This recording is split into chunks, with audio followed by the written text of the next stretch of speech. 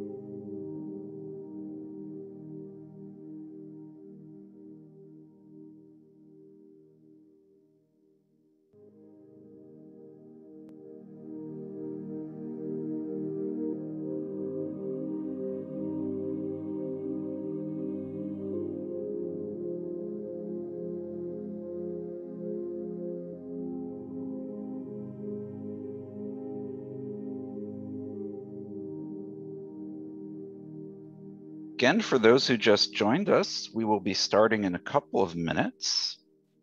We would love for you to type into the chat if you are having a watch party and how many people are there for the watch party.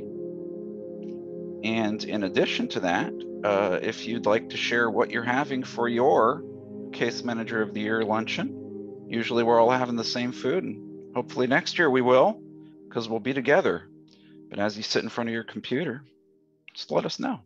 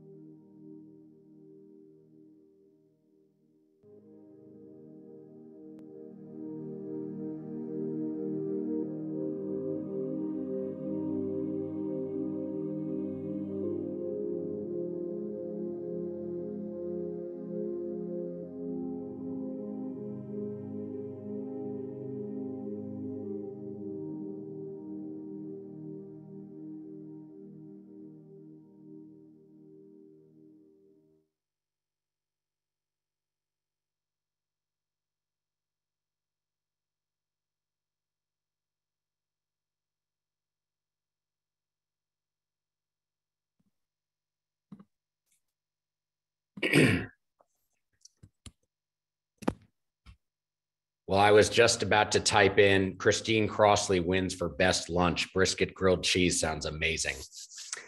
Good afternoon, everyone. My name is Peter Brodsky, and I am the board chair of the Metro Dallas Homeless Alliance. And I am thrilled to welcome you to our 5th annual Case Manager of the Year luncheon, which unfortunately we are holding virtually for the 2nd year in a row. And I think we can all agree that next year we would rather be eating the same thing and all be together. But as we have been doing for the last year and a half or so, we're going to make the best of it because we are here to celebrate some really, really amazing people. And so we'll be as together as we can be. So the past year has been a huge year, probably definitely the most consequential year in the history of MDHA and the Homeless Collaborative, our continuum of care. We have talked for a long time about the need to transform our system, and we've always talked about it in future tense. but I think we can all look at what's going on today, particularly with the Dallas Real-Time Rapid Rehousing Initiative, and we can agree that the transformation has happened and actually is continuing to happen. We are all about continuous improvement, and so that transformation should keep going on for a long time. We are together 100 plus public, private, nonprofit, government institutions in our community. We are all working towards one goal under one strategy, and we're being informed by accurate data that almost all of us are contributing. That is making the experience of homelessness in our community in Dallas and Collin counties rare, brief, and non-recurring, which is that one goal. This is a huge effort, and it is taking all hands on deck. We've got government officials, we've got philanthropic funders, board members, executive teams, program managers, members of the community. But really, the most important people who are making this happen are the case managers, the people who have the boots on the ground, because without the case managers, without the people who are actually working with and forming relationships with the people we're trying to serve, none of this would happen. And those are the people who, unfortunately, are often unsung heroes. They don't get a lot, they don't stand up at the press conferences, but they are the ones that are actually getting people housed and getting people the treatments they need so that they can live the lives of dignity that everybody deserves to live. They are the ones, you are the ones making homelessness rare, brief, and non-recurring, one person at a time. So today, we are here to celebrate not just the 13 finalists, not just the 35 nominees. We are here to celebrate every single case manager in our system. And we want to say thank you for everything you do day in and day out to end homelessness in our community. Thank you very much, and enjoy your lunch, especially that brisket grilled cheese sandwich. And now I'm going to turn it over to, I believe, Jolie Robinson. Hi, everyone. Good to see you in this virtual space. I'm seeing over 80 participants. Also in the chat, please don't forget to let us know if you're having a watch party, what you may be having for lunch. Super excited to read all of that. Thank you for joining us. Some of you I haven't had the chance to meet just yet. My name is Jolie Angel Robinson, President and CEO of Metro Dallas Homeless Alliance. Really excited for the opportunity to join you all today in this virtual space and recognize the tremendous work of our case managers. My part of today's agenda is all about thanking our sponsors who make such things possible as this Case Managers Appreciation Luncheon. So here we are. Some of our supporting sponsors that gave at $2,500 include Dr. Fred and Shannon Cerise, and Drs. Deborah and David Woody III, and Metro Care Services. I give them a huge virtual round of applause and thank you for your sponsorship at that level. Our associate sponsors giving at $1,000 is Ellen and Rick Magnus, thank you, Temple Shalom, and WAK Management. And our event sponsors, super appreciative of you as well, Advanced Net Labs, Ann and Tim Gavin, Carol and Steve Aaron, Godfrey's Associates, Shirley and Alan Tallis, and The Human Impact. Everyone, please give our tremendous sponsors a huge virtual round of applause, and we thank you for your support. It is truly through your support that we are able to pull off this event and so many other things, and recognize those on the front lines of our homeless rehousing system. Looking forward to hearing our nominees and our winners. Y'all enjoy. Hello, everyone. I have the most amazing job, which is to recognize the nominees. So this year, just like we did last year, we have 3 different categories. The Tireless Teacher, somebody who has provided positive influence through the support and mentoring of other case managers. Radiant Rookie, somebody who has made significant professional contribution to the community with less than 1 year as a case manager. And Compassionate Soul, someone who has demonstrated excellent care and compassion to everyone they encounter. So the finalists for Compassionate Soul are Amanda Espinosa, Deidre Medford, Lisa Stevenson, Ophelia Zamora, and Yolanda Washington. Congrats to the finalists. For Tireless Teacher, we have Brandy Stockton, Candace Leverton, Dana Bonfie, and Valerie Palmer. Congrats to those Tireless Teachers. Next, we have Radiant Rookie. So we have Brooklyn Sanders, Lauren Hogan, Shannon Cook, and Tia Campbell. You can learn more about them and who they're associated with in the program. I'm going to hand it off to Ashley. Hi, everybody. I'm excited to be with you today and to learn so much about these amazing women. Our judges this year had a really difficult job. Every one of these 13 women are incredible case managers. Let's just listen to a little bit of what those who nominated them told us. Amanda goes above and beyond to meet guests where they are. Brandy puts huge efforts into ensuring fellow case managers are learning new things. Brooklyn takes on multiple tasks outside of her job description. Candace believes in being the change agent for all people. Dana's glass is always half full, and her positive outlook is contagious. Deidre's work is a calling and not a job, and this shines through in everything she does. Lauren can be relied upon to demonstrate the core values of our organization. Lisa is hope incarnated, ultimately creating a more just and caring world. Ophelia makes clients feel valued and heard so they can have challenging conversations. Shannon is persistent in assisting individuals with housing retention. Tia seeks out guidance and does not shy away from asking questions. Valerie is hungry to learn and pass on her knowledge to others. Yolanda leads by example and through her life story shows how far clients can go. Wow, it's just amazing to know this little bit about each of you. And I'm excited to be able to share more with everybody.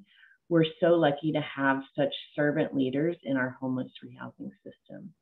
Next, we'll hear more about each of these nominees from their colleagues, supervisors, and clients who are intimately familiar with their work. Thank you.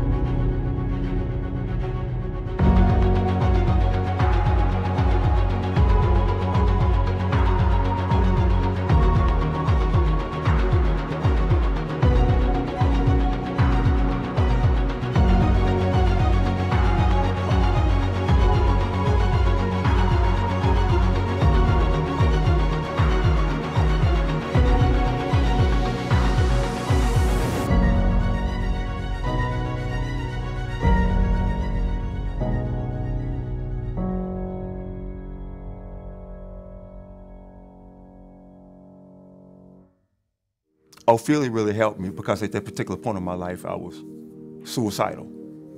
I didn't really see any value in being here anymore. And Ophelia made me feel wanted, needed, talking to me. A lot of times when you're homeless, most people feel invisible. Even though you're a part of society, you feel like you're not integrated in it anymore, or that people don't have any empathy for you. Ophelia helped me feel that. She made me feel that I had something to live for, something to wake up to. You know, she listened. It's not that people don't listen, just she made me feel that the most important thing, I'm valued, and that people value me, or that I can become part of society, you know. And she told me something one day when she came to see me that really struck me. Ophelia told me, you can't control everything in life. Try to control the things that you can. That took a lot of weight off the shoulders of my life. It made me feel that we don't have to control everything in life. Just a small percent. How we feel, who we love, where we go. These are the things we control, but most everything else, we just gotta let it be what it be. I'm glad I met her. She shifted my life. As humans, I think we've kind of lost our capacity to listen to each other. That's pretty much something we're losing. Even in spite of our technological developments. You know what I'm saying? We all kind of in a rush, and we all got our personal stories, but when I sunk down into that suicide zone, one of the first things you start feeling is that suicide is a form of escape. If I can get out of here and maybe go somewhere better, we don't know. Just the way our minds work as humans. Maybe there's something over there, I don't know. Ophelia, she gave me that pullback. You know what I'm saying? Like, Derek is something to live for. I couldn't see it. What? I had money. I had a marriage. You know what I'm saying? I mean, I had kids. So if I accomplished all that, and I still ended up homeless, what am I sticking around here for? Ophelia was like, it wasn't just a place to stay, it was, let me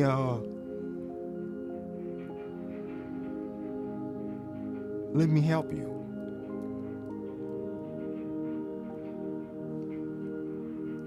You know, hey, let's talk. You know, and part of me is real suspect of people. I've always been like that, you know, bad upbringing in childhood, being honest.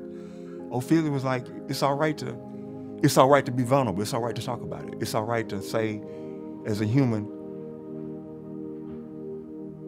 I'm weak in certain spots of my being. I'm not a big macho man. We all hide it. We hide it subconsciously. We put on a mask, for lack of a better word. She made me take it off. Hey, you're homeless. Yeah, that's not to be sad about. That's life on earth, pretty much, you know? Hey, Derek, we can talk. Well, you're right. But we can talk and feel valued in the conversation. She really is, being honest, she is like a friend to me. I tell her that. I enjoy it when she comes see me every Friday. We'll talk for 2 or 3 hours, just laugh and talk. What's going on? How's life? But she does bring a certain joy to my life that being honest, I didn't have for 2 years. I was a deeply depressed individual. She brought me out of it. She really pulled me out of it. Now, I enjoy waking up. We need more people like that. People that listen. She listens. She has a good heart, she really does. Brooklyn initially came to us as a student, a grad student doing her internship. She was fantastic from the get-go. As a grad student in general, most of the time it takes some time to learn, but she has some real clinical competencies, just really giftings in that area, and even as a grad student started taking on counseling clients, which was pretty atypical.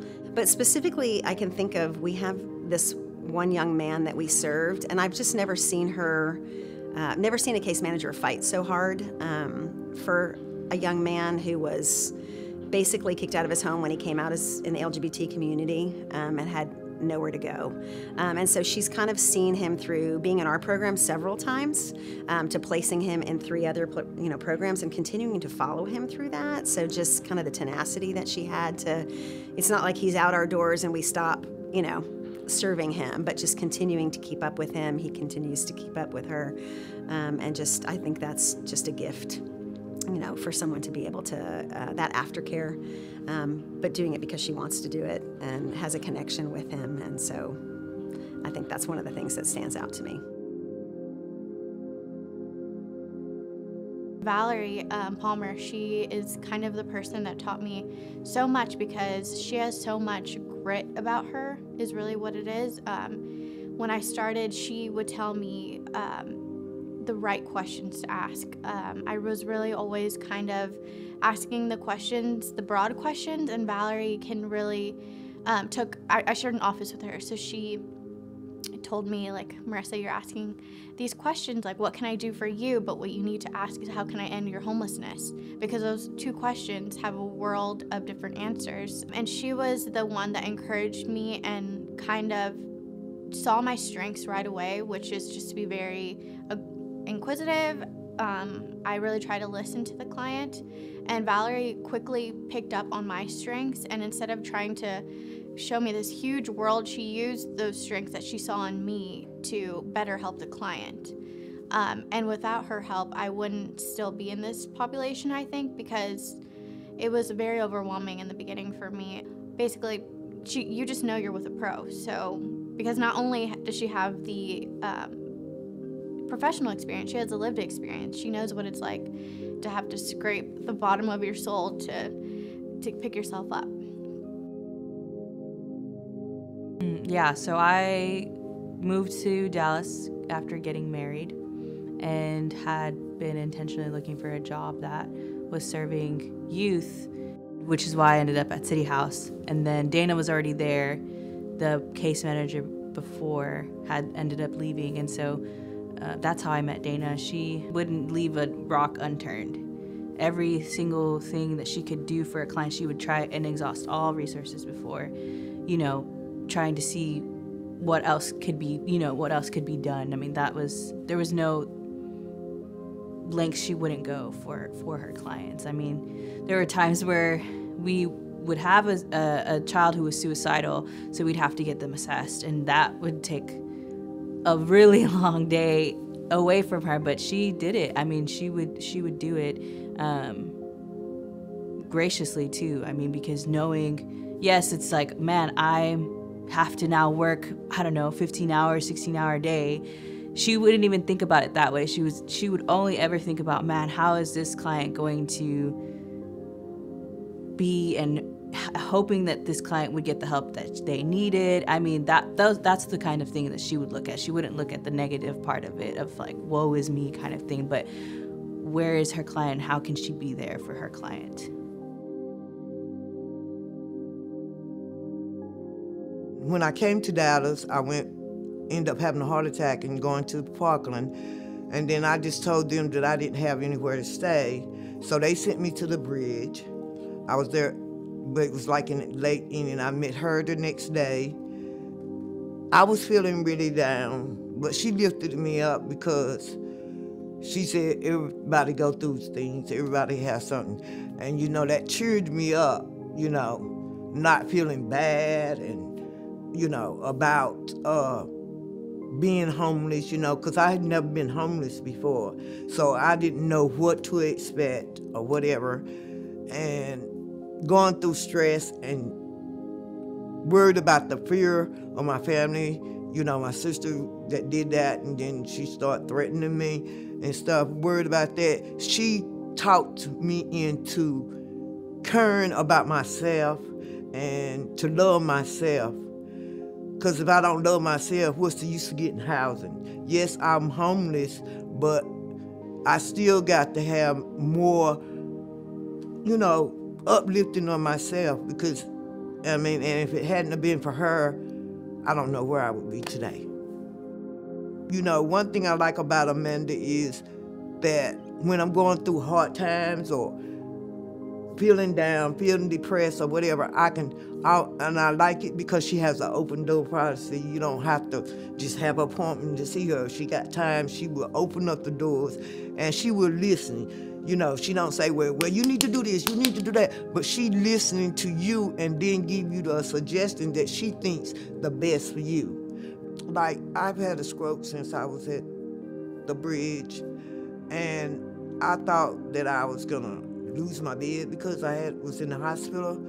And I called her and, I was upset because I didn't have nowhere to go, you know what I'm saying? And I called her and I she said, "When I heard you was in the hospital," I said, "I don't know how long I'm going to be here." And I said, "I don't want to lose my bed." And just by her saying, "You're not going to lose your bed," that helped. I'm just emotional because, she did so much for me. I don't know where to start. She helped me when I thought there was no hope, there was no way to do things, but she was there for me. And, you don't find too many people, young people, that really care about us senior citizens. And that's one thing I like her spirit, because she don't care about your age. And she don't treat us like we're dogs. She treat us like we're humans. Just because, I had this saying say, just because we're homeless don't mean that we are not people. Because a lot of people do treat homeless people different than they treat regular people, but she treats us all the same. She don't, there's no difference in you than it is to me, and I like it when she see you do something wrong, she gonna tell you, she gonna keep you lifted up. And that's one thing that us homeless people that's wanting to get back on our feet need, that encouraging word. And I just, she just encourages me so much. What makes Tia unique is just this zest for life. She really takes a hold of our families, which she is a part of our family care team. She really understands the complexity of families, and that it's not just about getting them stable and with a good job and building finances, but there's so much more that goes into repairing a family and getting them ready to be successful again independently than just the mechanics. She does not hesitate to emulate that servant leadership. She brings this spark to the program that reminds us that sometimes our best medicine is laughter. And so, yeah, I think it's more of just her reminding us of, what really is important about what we do.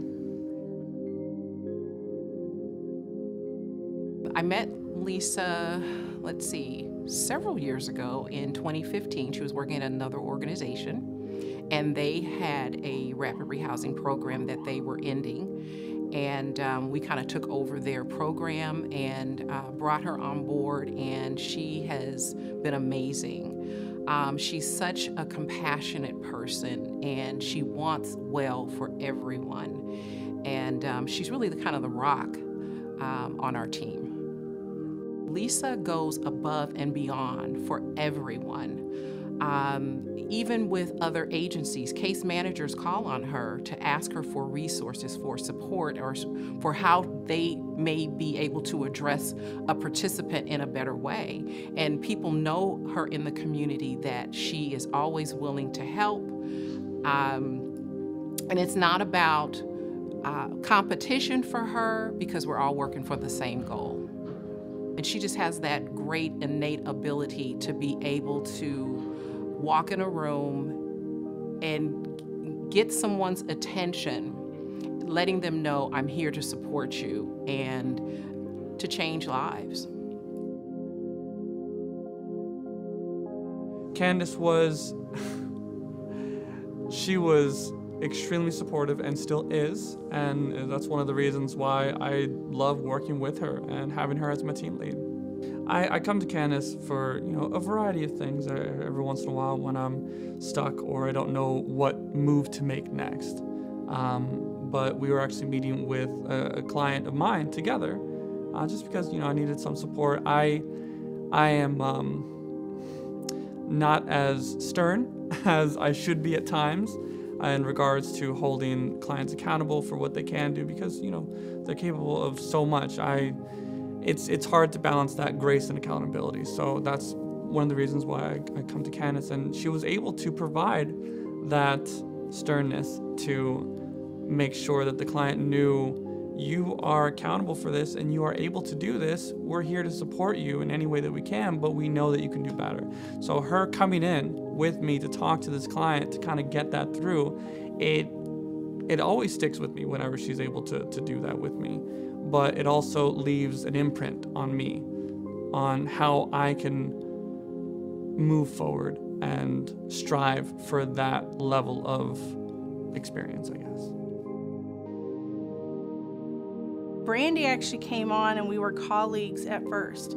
So it's been fun to watch her grow in her case management as she had just finished her MSW, to have her be a support system for me as I moved upward into the program director and also pursued my own MSW while she was underneath me. So to have that type of colleague to supervisor relationship with the support going both ways has been I don't want to say magical, but it has been a wonderful experience to have. For me, what I look for most in those that I supervise, it's going to be honesty. It's going to be advocacy for the people that we serve. It's going to be that perseverance. The field that we serve is not easy. It is a daily grind, and some days are way harder than others. And to be able to get through that and persevere and even go above and beyond what's expected, that is what we're looking for. And Brandy exceeds all of that. She maxes out the going above and beyond, whether it's someone that's been denied from our program and she is trying actively to try and get them where they need to be, or she's working with a resident who is living with us and just is not the right fit. She will go out and she will bring in the family, and it's working with them and educating the family members to even help make the best resolution for everybody, even if it's not in our facility. Her empathy matches no one's, and I think that alone is what allows everything else that she does to excel at the level that it does. I think Brandy's approach allows other staff members to feel their frustrations, to feel their irritations, and then process through it to be able to see the other side that we're trying to do to serve the residents. That, people are going to have bad days and they're going to take it out on staff. She's able to work with not only the caseworkers, but the direct care team, as well as other team members in other departments to help them see, hey, our job is to take some of that brunt, understand it, and then turn it around to help them move forward and be a better self. And her knack at being able to do that with staff members, interns, we've had, I can't even count how many interns who have now become staff through her leadership and her care and her desire to teach. We got to bring up this next group of social workers, right? And the way that we do that is to ensure that they're learning what they need to learn and instill in them that empathy and responsibility that's needed to help who we serve, even on the hard days. And Shannon is, I think, only been with us since March, so not even a full year. And in that short period of time, she's developed rapport with some of our more difficult individuals, people who experience delusions and paranoia, and she does it with such ease. And I know this because they've told me themselves. I love Shannon. She's great. She's helpful. She doesn't just go in there and try to tell someone what they need. She finds out from them what they need, and it could be base level needs. And that's really, I think, where the rapport gets built, is she sees them as a whole person. She's empathetic. She has a servant heart. And I would say that she's methodical. So sometimes we often want to just kind of take a problem and jump right in instead of kind of taking it apart and figuring out like all the pieces. And she does that. I can go on and on, but those are, I think, the three that stick out most to me for Shannon. Dedra and I met when I was working in the emergency department as a social worker 3 or 4 years ago. And right away I knew that she was really good at her job and was a special person. We had lots of patients that we had struggled to be able to help successfully or help them meet some of their goals while they were in the hospital. And they got out when I met with Dedra, and within a week she was able to start making success with some of them. So she is just a really special person in that she can build rapport with patients very quickly. She's very genuine and tells it like it is, and I think that draws patients to her and allows her to be successful in the work that she does. You know, she comes in ready to treat every single patient like it's her brother, her son, her, sister, mom, like they're one of her family members, and she fights for them as if they were. She's so proud of where she came from because she was addicted to drugs and, has been in and out of jail. And she started school at I think she was like 51 when she went back to school. And she has a master's, she overcame every obstacle that came her way. And she loves to share that story with the girls, telling them like, it doesn't matter where you come from. It doesn't matter where you begin. You can do it and anything's possible. There's never a dull moment with her. Never a dull moment. She will be the first one to say good morning to you. And I think she's just so grateful for where she is now that she doesn't take nothing for granted, and she brings that to work where you can't be sad for what happened because you are here now. And you can see that in her spirit, and she comes to work every day. I think also that's why the girls communicate good with Miss Yolanda and love her, because she's been through what they've been through. She knows what they need, so she provides that to them. She knows that when she needs to be tough with them, she will, but she loves them. She loves on them so much. The girls know they can come to her because she listens. I don't want to cry. And you want me to look at the camera? Yeah. Miss Yolanda, I want you to know that you are an incredible human being. And I see it every day with all the love that you show towards the girls that, come and live at Viola's house. And I know that as they get older, a lot of their success is going to be surrounded with your name because of all the things that you do for them when they come to our program. Thank you for what you do.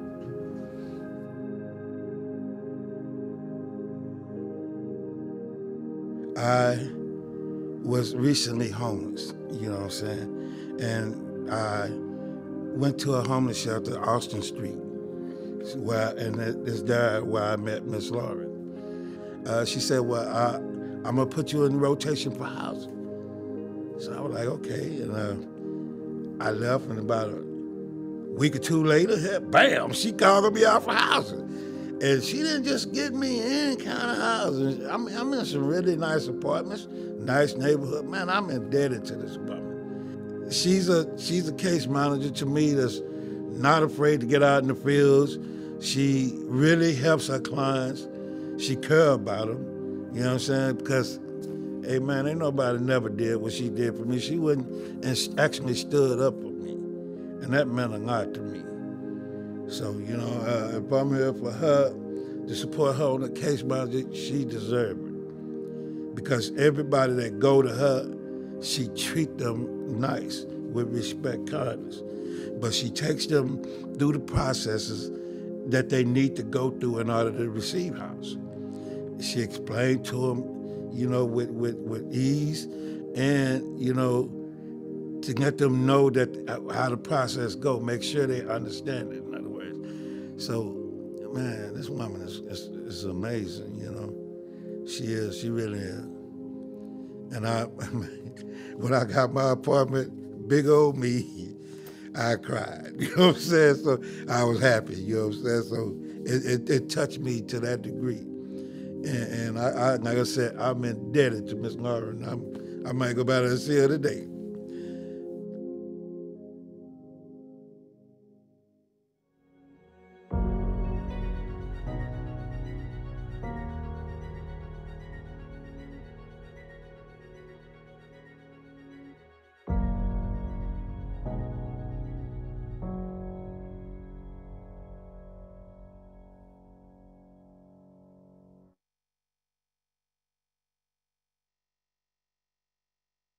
Wow.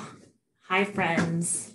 Thank you to everyone who shared those really wonderful stories about the case managers that we're here to honor. Each of the nominees clearly embodies our core values as a homeless collaborative and as a community. It's clear each of you are just tenacious in your work with clients, relentless about finding solutions to homelessness, and those testimonials were so powerful. You all truly are our heroes and a huge inspiration to all of us who do this work every day. So thank you, and just congratulations to everyone, all the finalists. It was amazing to hear such powerful words from all of the people that are blessed to work with each of you. So thank you. I now have the pleasure of introducing the judges for this year's award ceremony.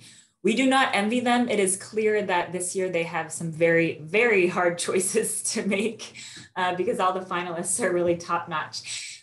Thank you to the three judges for taking the time to participate and to review the nomination forms. We really appreciate you and your contributions. We have asked each of our three judges to announce one of the awards.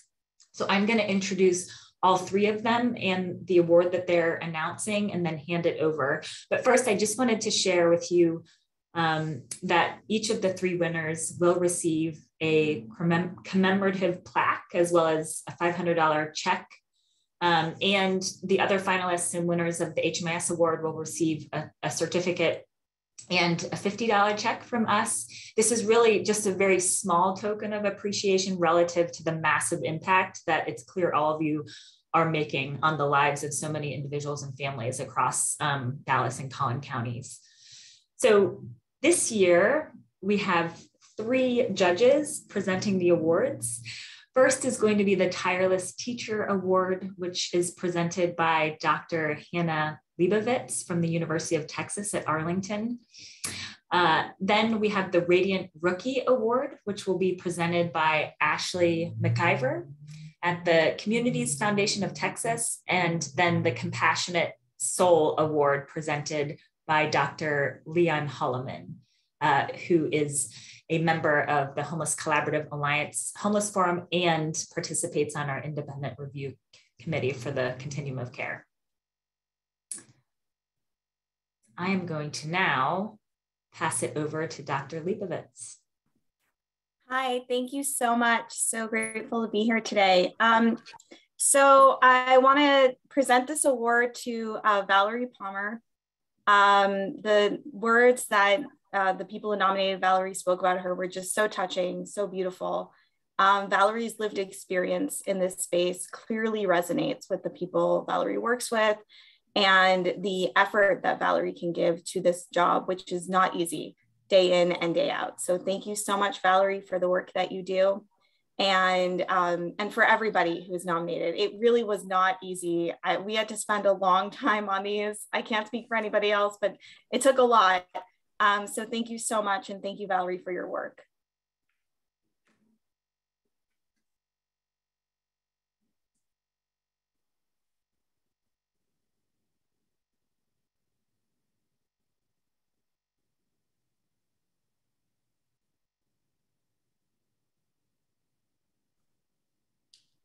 Right, I believe this is me. And so, congratulations, Valerie.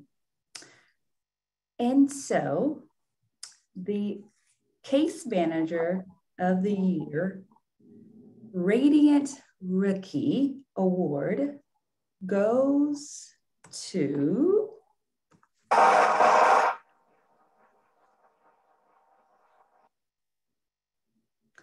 Brooklyn Sanders of City House.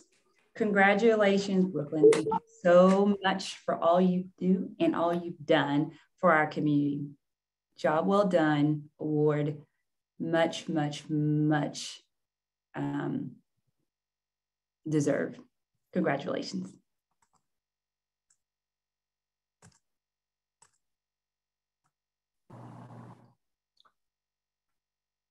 I hope you all can hear me. Good afternoon, and thank you for the opportunity and privilege to present this award.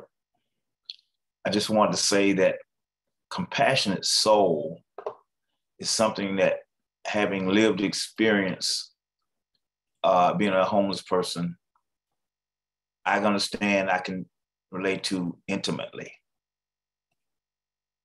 When one feels or shows sympathy and concern for others and motivates from within the spirit, that is what can be defined as a compassionate soul. So congratulations to all of you ladies who have been nominated for this award: Amanda Espinosa, Deidre Bedford, Lisa Stevenson, and Ophelia Zamora and Yolanda Washington. Thank you for your service. And we hope you continue as you've been doing in the past. Now, the winner is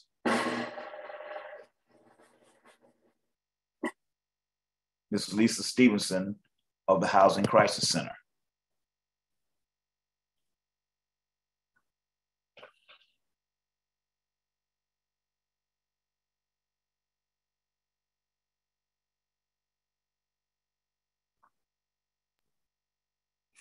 All right. Congratulations to all the winners. Yay! You all are such an inspiration to us. And yeah, we are so blessed to have y'all as part of our sort of rehousing system and part of our community. So thank you all. It's well deserved. And I'm still just speechless after all the testimonials and all the powerful words that were shared about each of you. We are really looking forward to continuing to collaborate with each of you and to just continue to watch as you impact the lives of so many individuals and families across Dallas and Collin counties. So thank you all.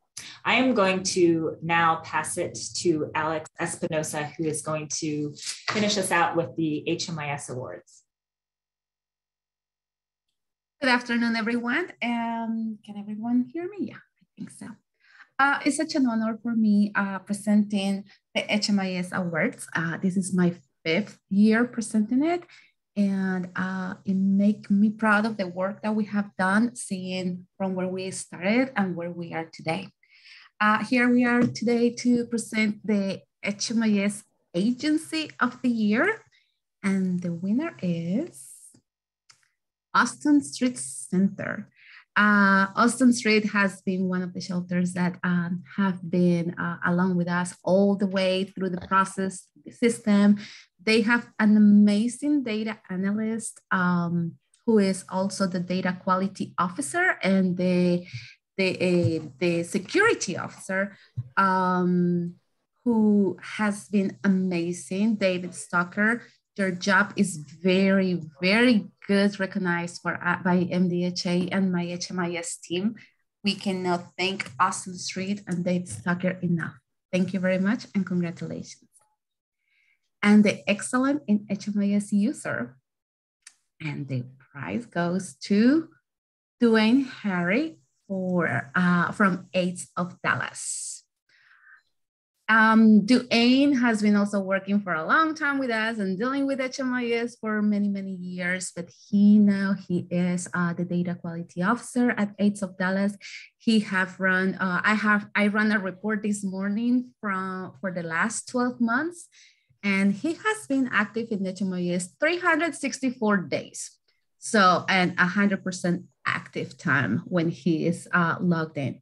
He also manages the data quality thoroughly and is very consistent for his agency. Congratulations.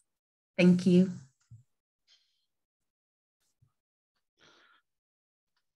All right. It is my role. This is my role to essentially close us out. And let me thank every single one of you.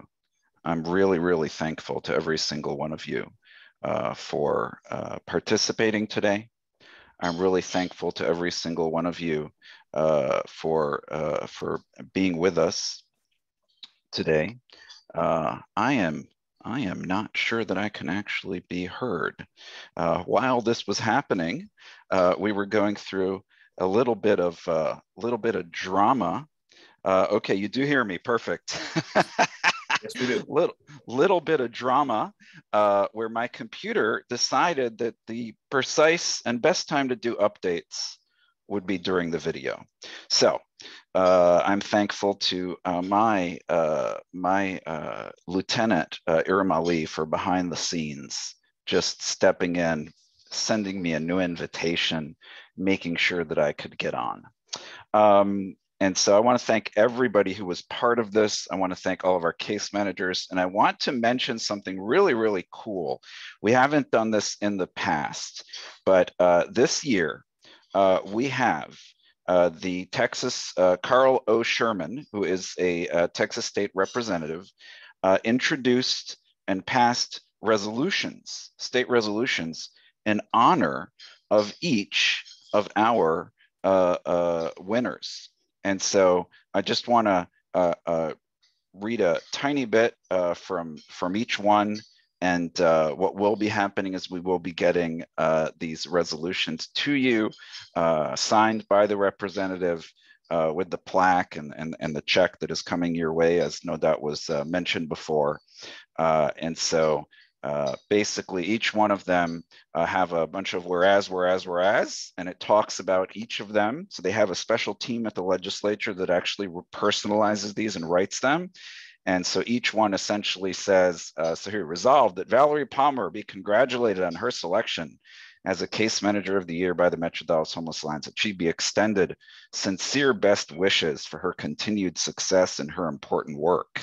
And so we have one of those for each of the other winners, for Lisa and for Brooklyn. And so you will be getting those state resolutions. That's not something we had before. So just wanted to make sure that I mentioned that, and to thank the representative and his staff who went to that effort to make sure that we could have this additional honor for our case managers. Thank you so much to everyone for participating today. Thank you to everyone, for everyone who submitted testimonials, our sponsors, our crack interviewer, Hannah Sims, CJ Capes, our crack filmmaker, everybody who participated in making today a success. And again, it is our hope, our sincere hope, and we're all going to cross our fingers that next year we're not going to do this from behind a screen, and so my computer can do as much updates as it wants at any time that it wants, because we're all going to be in person, and we're going to be able to have the fellowship of each and every one of you. Thank you so much. Have a wonderful rest of the day. Bye-bye now.